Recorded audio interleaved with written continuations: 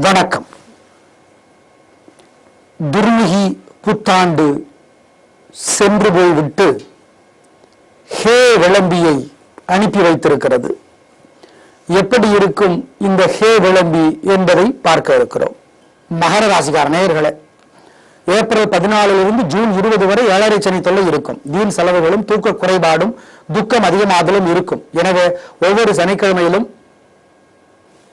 அசை உணவு தவிர்ப்பது நல்லது. ஏழைகளுக்கு நெய், பருப்பு, எள் கலந்த சாதத்தை தாருங்கள். நன்றி எதிர்பார்க்காதீர்கள்.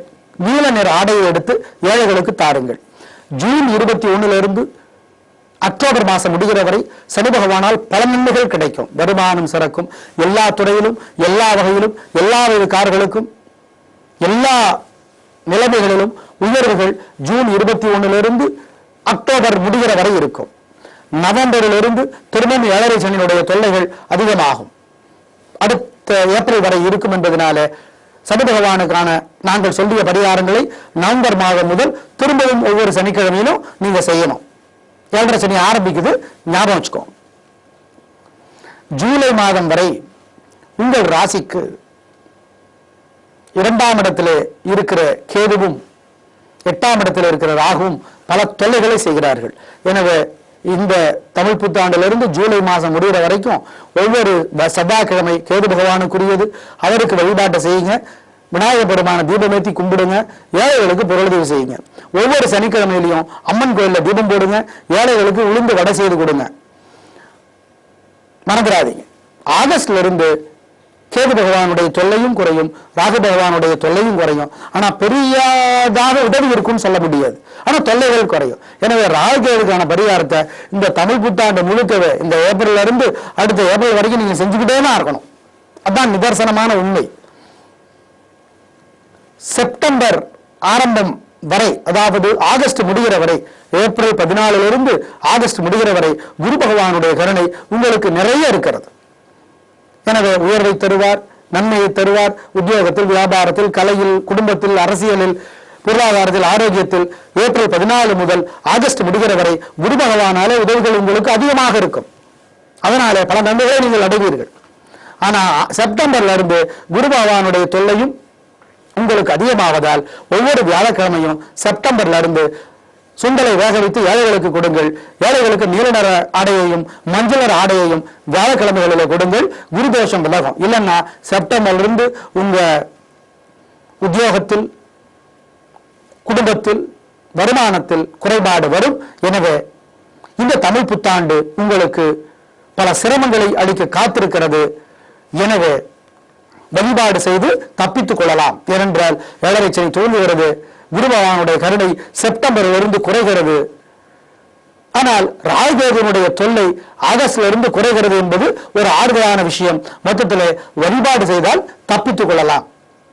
இந்த ஆகஸ்ட் வரை குரு பகவானுடைய கருணை உங்களுக்கு இருப்பதனால சனி பகவானுடைய தொல்லையிலிருந்து உங்களை அவர் காப்பாற்றுகிறார். சனி பகவானும் ஜூன் முதல் அக்டோபர் வரைக்கும் பல உதவிகளை உங்களுக்கு செய்வார். அதுல 2 கருத்து கிடையாது. ஆனால் நவம்பரில் இருந்துதான் பிரச்சனைகள் கொஞ்சம் நிறையவே ஆரம்பிக்கிறது. ஏன்? குரு பகவானுடைய கருணையும் செப்டம்பரில் இருந்து குறைகிறது. சனி பகவானுடைய கருணையும் நவம்பரில் இருந்து குறைகிறது. எனவே ராகுகேதுவும் ஆகஸ்டிலிருந்து கருணையை குறைக்கிறார்கள். ஆனால் ஏற்கனவே ராகுகேது உங்களுக்கு தொல்லை தான் பண்ணிட்டு இருந்தாங்க. ஏன்? நிறைய தொல்லை பண்ணிட்டு இருந்தாங்க. உடல் ஆரோக்கியத்துல, குடும்பத்துல எல்லாம் தொல்லை பண்ணிட்டு இருந்தாங்க. அந்த வகையில ஆகஸ்ட்ல இருந்து உங்கள் உடல் ஆரோக்கியம் ஓரளவிற்கு மேம்பாடு அடையும். ஆனால் 7.5 சனி வருகிற பொழுது அந்த ஆரோக்கிய தொல்லை அதிகமாகும். கேது பகவானுடைய தொல்லைகள் ஆகஸ்ட்ல இருந்து குறையும். குடும்பத்தில் நிம்மதி அதிகமாகும். ஆனால் 7.5 சனி ஆரம்பிக்கிற நவம்பர் மாதம் முதல் அந்த தொல்லையும் அதிகமாகும். எனவே வழிபாடு செய்தால் மகர ராசிக்கார நேயர்களை தப்பித்துக் கொள்ளலாம் என்பதை மறந்து விடாதீர்கள். நேயர்களே, தமிழ் புத்தாண்டு ஒவ்வொரு ராசிக்கும் எப்படி இருக்கும் என்பதை நாங்கள் இப்பொழுது சொல்லியிருக்கிறோம். பாரத தேசத்திற்கு நன்மைகளே அதிகமாக இருக்கும். தமிழ்நாட்டிற்கும் நன்மைகளே அதிகமாக இருக்கும். நல்லவர்களுக்கு நன்மைகள் அதிகமாகும். கெட்டவர்கள் திருந்துவார்கள் என்பதுதான் இந்த ஹே விளம்பி புத்தாண்டு ராசிபலன் நமக்கு சொல்லுகிறது. நாங்களும் புத்தாண்டு ராசிபலன் குறித்த ஒரு புத்தகத்தை வெளியிட்டிருக்கிறோம். கடைகளிலே கேட்டு பார்த்து படித்து பயன்பெறுங்கள். ஒவ்வொரு புத்தாண்டிலும் ஒவ்வொரு சிறப்புகள் இருக்கும். இந்த புத்தாண்டில் ராகுகேது பெயர்ச்சி, குரு பெயர்ச்சி, சனி பெயர்ச்சி என்று 4 கிரகங்களும் பெயர்ச்சி நடப்பதனால இந்த புத்தாண்டு பல வகைகளே நமக்கு முக்கியமானதாக இருக்கிறது. ஆனால் ஒவ்வொரு பெயர்ச்சியிலும் சில ராசிகளுக்கு நன்மை இருக்கும், சில ராசிகளுக்கு கெடுதல் இருக்கும். உங்களுடைய ராசிக்கு துல்லியமாக பலன் வேண்டுமேயானால் உங்கள் பிறந்த நேர ஜாதகத்தை கொண்டு போய் உங்களுக்கு பிடித்த தெரிந்த குடும்ப ஜோசியரிடம் காட்டி துல்லியமான பலன்களை பெற்றுக்கொள்ளலாம். ராசி பலன் என்பது அவ்வளவு துல்லியமானது, மிக மிக துல்லியமானது என்று சொல்ல முடியாது. தோராயமான பலன் தான் ராசி பலன். ஏனென்றால் உங்கள் ஜனன ஜாதகத்தில் ஒவ்வொரு கிரகம் எப்படி இருக்கிறது, என்ன திசை நடக்கிறது, என்ன புத்தி நடக்கிறது, சனி, ராகு, கேது, குரு, மற்ற கிரகங்கள் எல்லாம் எங்கள் ஜனன பிறந்த கால ஜாதகத்தில் எந்த நிலையில இருக்கிறார்கள், உங்களுக்கு நல்லவரா கெட்டவரா என்பதையெல்லாம், உங்கள் லக்னம் என்ன என்பதையெல்லாம் முடிவு செய்துதான் துல்லியமாக பலன் சொல்ல முடியும். எனவே துல்லியமான பலன் வேண்டுபவர்கள், முக்கியமான முடிவெடுக்க வருகிறவர்கள், முக்கியமான விஷயத்துல ஒரு தெளிவான தீர்க்கமான முடிவுக்கு வர வேண்டும் என்று விரும்புகிறவர்கள் பிறந்த நேர ஜாதகத்தை கொண்டு போய் ஜோசியரிடம் கொடுங்கள்.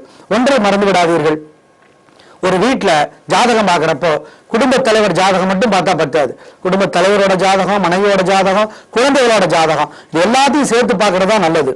ஏன்னா பல பேர் தப்பா சொல்றாங்க, குழந்தை பிறந்துட்டா அப்பா ஜாதகம் பேசாது, அம்மா ஜாதகம் பேசாது, அப்படிலாம் கிடையாது. குழந்தை பிறந்தாலும் பிறக்காட்டியும் அது இல்ல பாயிண்ட். அவங்கவுங்க ஜாதகம் அவங்கவுங்க ஜாதகத்துக்கு அவங்களுக்கு பேசும் அது. எனவே அம்மா ஜாதகம், அப்பா ஜாதகம், குழந்தை ஜாதகம், இது எல்லாத்தையும் சேர்த்து ஜோசியர்கிட்ட கொண்டு போய் கொடுங்க. அதே மாதிரி ஒரு குழந்தைக்கு ஜாதகம் கணிக்கிற பொழுது ஜோதிடரிடம் கொடுத்து கணியுங்கள். கம்ப்யூட்டர்ல கணிக்கிறதுனால பல தவறுகள் வருவதை நாங்கள் பார்த்து கொண்டிருக்கிறோம். எனவே ஜாதகம் கணிக்கிறவர்கள், குழந்தைகளுக்கு பிறந்த குழந்தைக்கு ஜாதகம் கணிக்கிறவர்கள் தயவு செய்து கம்ப்யூட்டரில் கணிப்பதை விட்டுவிட்டு ஜோசியர்கிட்ட கொடுத்து கணிச்சீங்கன்னா அது உங்களுக்கு துல்லியமான பலன்களை பெற்றுத்தரும் என்பதிலே எந்த விதமான சந்தேகமும் இல்லை என்பதை மறந்து விடாதீர்கள். இப்ப கோயிலுக்கு போக சொல்றோம், சாமி கும்பிட சொல்றோம், நெய்தீபம் ஏற்ற சொல்றோம், அதுல எல்லாம் உடன்பாடு இல்லாதவர்கள் அதற்கு பதிலாக ஏழைகளுக்கு நிறைய பொருளுதவி செஞ்சிடலாம், நிறைய அன்னதானம் கொடுக்கலாம், ஆடைகளை தரலாம், கல்யாணத்துக்கு உதவி செய்யலாம், படிப்புக்கு உதவி செய்யலாம். இதுவெல்லாம் கிரக தோஷத்தை போக்கும். கடவுளுக்கு செய்வது மனிதனுக்கு செய்வதாகும், மனிதனுக்கு செய்வது கடவுளுக்கு செய்வதாகும் என்பதை மறந்து விடாதீர்கள். மொத்தத்தில் இந்த ஹே விளம்பி புத்தாண்டு பல நன்மைகளை தர நாங்களும் நவகிரகங்களை பிரார்த்தித்துக் கொள்கிறோம். நம்ம வீட்டுல ஒவ்வொரு அமாவாசையிலையும் ஒவ்வொரு தமிழ் மாச பிறப்பிலையும் குலதெய்வ கோயில நினைக்கணும், குலதெய்வ கோயிலுக்கு போகணும், குலதெய்வத்தை வழிபடணும் அப்படிங்கிறதையும் மறந்துட வேண்டாம். நெய்தீபம் ஏற்றுறதை பத்தி ஒரு முக்கியமான விஷயம், நீங்களே அகல் எடுத்துட்டு போய் திரி எடுத்து நீங்களே நெய் ஊத்தி பத்த வைக்கணுங்கிறது கிடையாது. ஏற்கனவே எரிஞ்சு கொண்டிருக்கிற தீபத்துல நெய் ஊத்தி பத்த வைக்கலாம். ஏற்கனவே எரிந்து அணைந்த தீபத்துல நெய் போட்டு திரும்பவும் பத்த வைக்கலாம். உங்களுக்கு அந்த பலன் கிடைக்கும். அந்த தீபத்துல இருந்து உங்க தீபத்தை பத்த வச்சுக்கலாம், ஒரு தோஷமும் வராது. நீங்களே தீப்பெட்டி எடுத்து உரசி பத்த வைக்கணுங்கிறது கிடையாது. நல்லா கவனமா கேட்டுக்கோங்க. ஏற்கனவே எரிந்து கொண்டிருக்கிற தீபத்தில் நெய் சேர்த்து பிரார்த்தனை பண்ணிக்கலாம், தீபம் ஏற்றிய பலன் கிடைக்கும். எரிந்து அணைந்த நெய் இருக்கிற தீபத்தில் இன்னும் கொஞ்சம் உங்கள் நெய்யை ஊற்றி திரும்பவும் பத்த வச்சு பிரார்த்தனை பண்ணிக்கலாம், தீபம் ஏற்றிய பலன் கிடைக்கும். எனவே இதை தயவு செய்து கவனத்தில் வைத்துக் கொள்ளுங்கள். மொத்தத்தில் இந்த ஹே விளம்பி புத்தாண்டு உங்களுக்கு எல்லா நன்மைகளையும் தர நாங்கள் பிரார்த்திக்கிறோம். நன்றி, வணக்கம்.